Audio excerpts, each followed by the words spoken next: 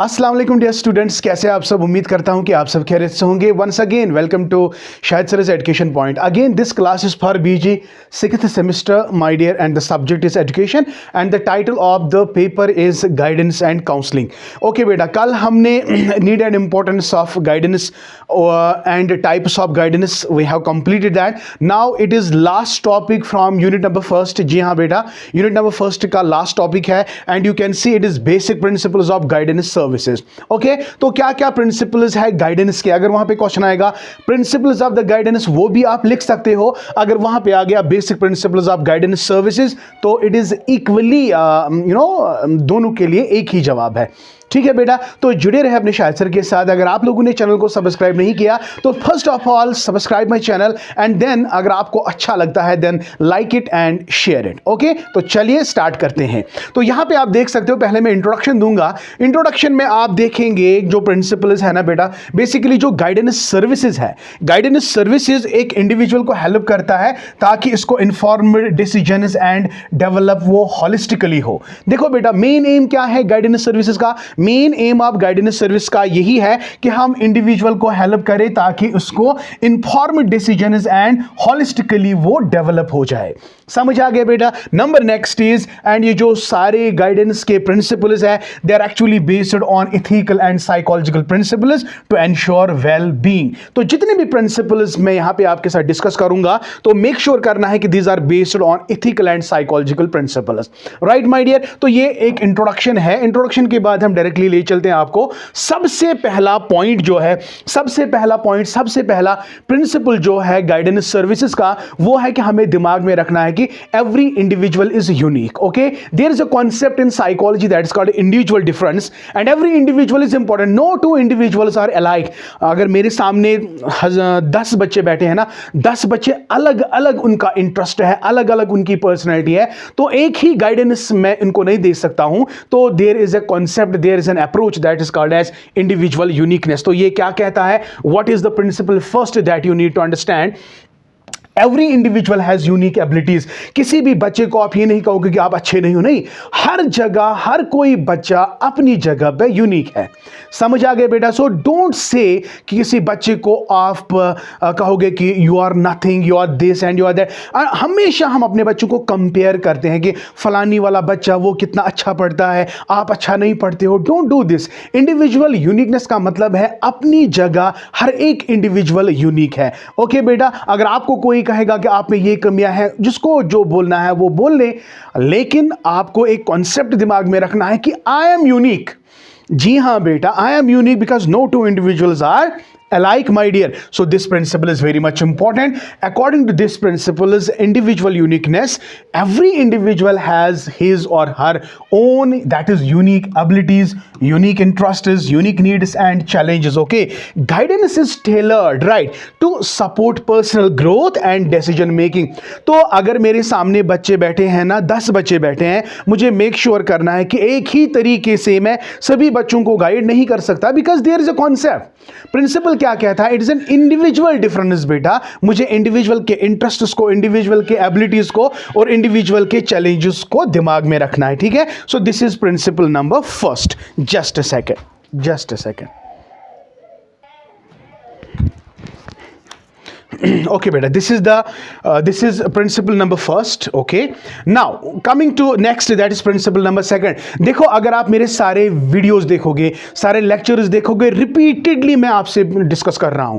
ये सारे पॉइंट्स मैंने ऑलरेडी डिस्कस किए हुए हैं। चाहे आप टाइप्स ऑफ गाइडेंस की बात करोगे, चाहे आप नीड एंड इंपॉर्टेंस की बात करोगे, चाहे characteristics and meaning of guidance की बात करोगे, सारी चीजें मैंने ऑलरेडी बता चुका हूं मैं। ओके, तो जाके देख लो बेटा। कम आपका रेस्पॉन्स आ रहा है, जल्दी से वो देख लो, फिर आपको पता चलेगा कितना इंपॉर्टेंट है गाइडेंस और कितना सिंपल है। आप बहुत अच्छे से लिख पाओगे बेटा।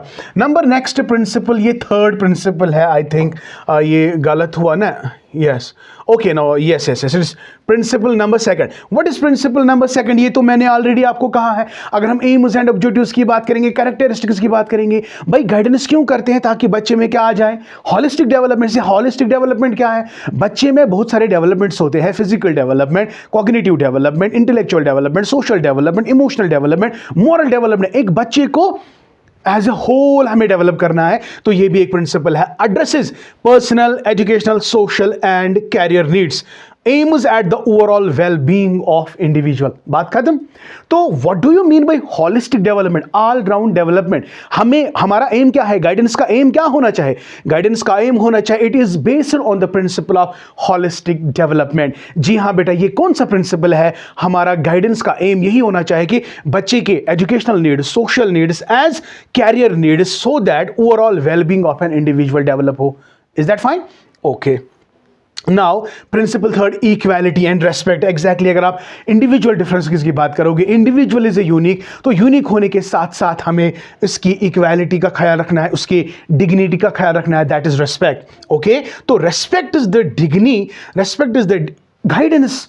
गाइडेंस का एक प्रिंसिपल है, अगर कोई बच्चा मेरे पास आता है, उसको कोई असिस्टेंस की जरूरत होती है, असिस्टेंस की जरूरत होती है, एडवाइस की जरूरत होती है, first of all I have to take into consideration that he is an individual, he has his own dignity and respect, I should take care that. So this is also one of the important principle, right? So equality and respect, इसका मतलब क्या है? Respect the dignity and worth of every person whosoever will come to you। अगर मेरे पास कोई भी बच्चा आता है, तो I have to keep in mind this principle.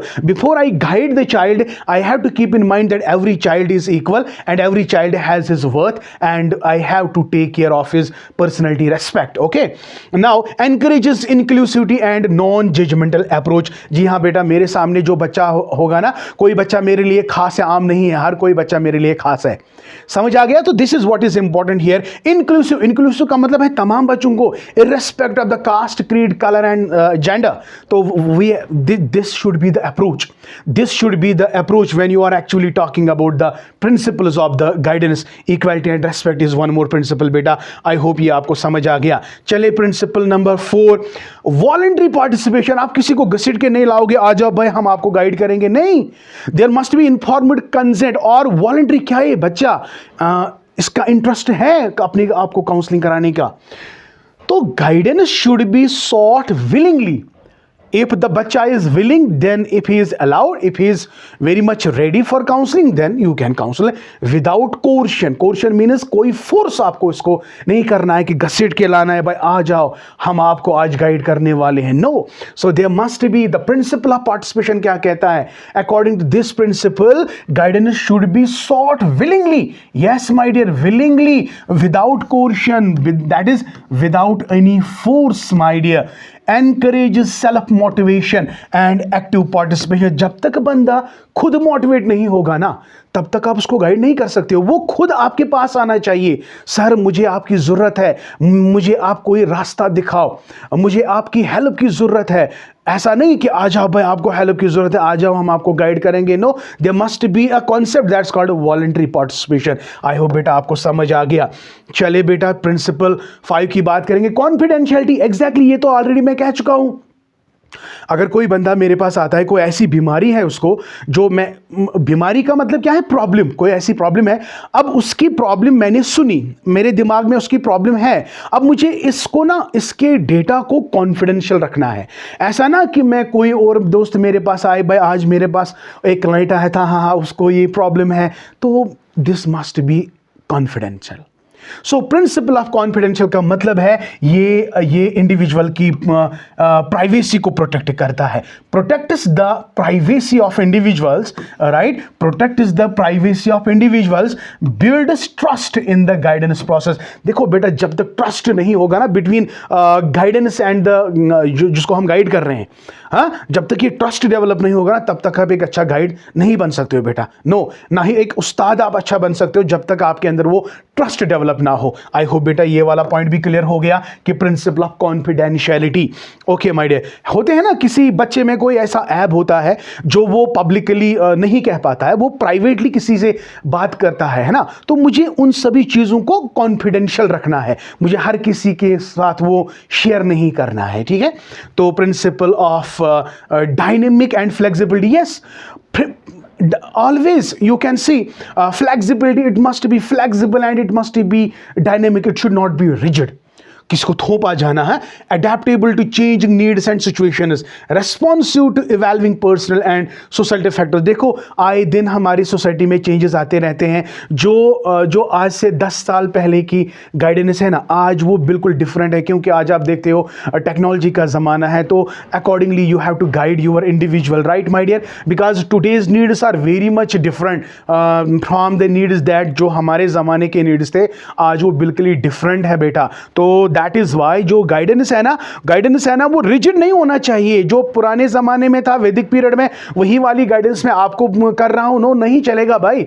तो according to the circumstances, according to the social pressures and needs and changes, I have to guide my individual as per the needs and aspirations and present circumstances को मुझे mind में रखना है। So this is called dynamic and flexible। I hope बेटा principal 6 भी आपको complete हो गया होगा।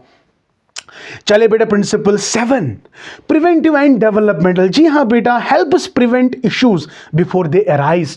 तो अगर किसी बच्चे में कोई प्रॉब्लम है, इससे पहले वो प्रॉब्लम बढ़ जाए, हमें इसको क्योर करना है, हमें इसको प्रिवेंट करना है, ऐसे प्रिकॉशंस देने हैं ताकि उसके अंदर डेवलपमेंटल चेंजेस आ सके। So this is again one of the important principle, before issues arise we must prevent them. Supports continuous personal and professional growth. तो इसके अंदर मुझे बार बार continuously personal and professional growth हमारे इंडिविजुअल में आनी चाहिए। समझ आ गया बेटा? Very good. So this is the principle number 7, very important. And principle 8 की अगर हम बात करेंगे, इट इज प्रिंसिपल 8 जो है, it is individual empowerment, right? Individual empowerment encourages self reliance in decision making. तो हमें इंडिविजुअल को पावरफुल बनाना है, ना कि कमजोर बनाना है। मेरे गाइडेंस से बच्चे के अंदर एक वो ताकत आनी चाहिए ताकि वो अपने डिसीजंस खुद ले सके, उसकी रिजिलेंट पर्सनालिटी बन सके, तो वो सारे स्ट्रेसेस को कोप अप कर सके। तो ये मामला है। तो अगर मैंने ऐसा किया तो मैं कहूंगा मैंने इंडिविजुअल को एम्पावर किया। एम्पावर, इसके अंदर वो पावर डेवलप करना है ना। वो कमजोर नहीं है, वो सोचता है कि मैं कमजोर हूं, लेकिन जब हम उसको गाइड करेंगे उसको एक ताकत मिलती है कि भाई मैं कमजोर नहीं हूं, मैं अपने डिसीजंस में अपने प्रॉब्लम्स के साथ खुद लड़ सकता हूं। सो this is individual empowerment. Enhances problem solving and critical thinking. Isn't it बेटा? मुझे उसके अंदर वो शक्ति पैदा करनी है जिससे वो अपने प्रॉब्लम्स को खुद सॉल्व करे और उसका दिमाग क्रिटिकल इवैल्यूएटर की तरह बने। Got my point? So this is the unit principle 9 की बात करेंगे, इथिकल स्टैंडर्ड्स। ये तो ऑलरेडी मैं कह चुका हूं। अगर कोई बंदा मेरे पास आएगा, first I have to build the rapport build करने का मतलब क्या है? एक रिलेशन हमें क्रिएट करनी है। ओके, आफ्टर दैट हमें उसको इन्फॉर्म करना है what I am going to do with you. मुझे कॉन्फिडेंशियल डेटा को रखना है, तो कुछ स्टैंडर्ड्स होते हैं। तो adheres to ethical guidance and professional conduct, ensures individuals rights and welfare are protected. तो जब बंदे को मैं ना गाइड कर रहा हूं, तो जहां पे गाइड कर रहा हूं वो एटमॉस्फेयर उसके लिए प्रोटेक्टिव है। अगर वो कोई बात मुझे बोल रहा है वो कॉन्फिडेंशियल रहेगा, इजंट इट? मुझे ये भी ख्याल रखना है कि बच्चे की इंडिविजुअलिटी, बच्चे का की जो डिग्निटी है, मुझे उसको रेस्पेक्ट करना है। मुझे इंक्लूसिव एनवायरनमेंट प्रोवाइड करना है। मुझे कोई मेरे लिए कोई इंपॉर्टेंट नहीं है, मेरे लिए सभी लोग इंपॉर्टेंट है। तो ये कुछ इथिकल स्टैंडर्ड्स एंड प्रोसीजर्स है जो मुझे फॉलो करने हैं। तो best guidance is that which is based on the principle of ethical standards, right? Ethical standards का मतलब है जिस बंदे को आप गाइड कर रहे हो वो एक इंपॉर्टेंट पर्सन है, उसकी अपनी डिग्निटी है, उसको मुझे नुकसान किसी तरह का नहीं पहुंचाना है, इजंट इट? तो ये है ethical standards, right? Okay my dear, now the principle 10 की अगर हम बात करेंगे, लाइफ लॉन्ग प्रोसेस। जी हाँ बेटा, गाइडेंस ऐसा नहीं है कि मैंने एक बार गाइड किया तो बस हो गया। जब तक हम हैं तब तक गाइडेंस हमारे साथ है। तो guidance must be based on the principle of continuous. It's a continuous process. जब तक इंसान है तो उसको गाइड की जरूरत पड़ती है। Life long process, guidance x tends across different life stages, supports individuals in various personal and professional transitions. इसका मतलब है जितने भी स्टेजेस, कोई बच्चा एडोलसेंट पीरियड में है, अडल्ट है, ओल्ड है, तो हर एक स्टेज में हमें गाइडेंस चाहिए होती है। तो अगर ऐसा मसला है तो this principle is called as life long process. I hope बेटे 10 आउट ऑफ 10 प्रिंसिपल्स आपको बहुत अच्छे से समझ आ गए। तो कल जाके अगर यही क्वेश्चन आ गया तो मुझे उम्मीद है कि आप इसको बहुत अच्छे से लिखोगे। And the conclusion you can see, very nice conclusion is here.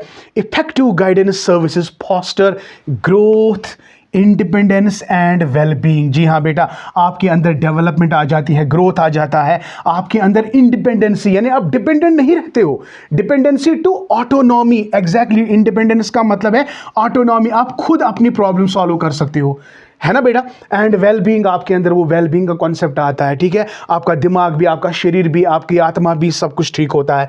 Pledge a crucial role in education, career and personal development. अगर हम गाइडेंस सर्विसेज की बात करेंगे, और जो प्रिंसिपल्स है ये हमें मदद देता है किसमें, एजुकेशन में, कैरियर में और पर्सनल डेवलपमेंट में। बेटा अगर अभी भी आपको समझ में नहीं आया ना, आपको कभी भी समझ में नहीं आएगा। और मुझे उम्मीद है कि ऐसी बात नहीं है, मुझे उम्मीद है कि आप बच्चों को सारे प्रिंसिपल्स आपको अच्छे से समझ आए होंगे, ठीक है बेटा। इफ रियली देन देर किस बात की यार, जल्दी से लाइक करो और जल्दी जल्दी मेरे कंटेंट को शेयर करो। This was all for today my dear, and be happy and relaxed my dear. We have completed unit number 1। Okay fine, thank you, may Allah bless you and keep always learning.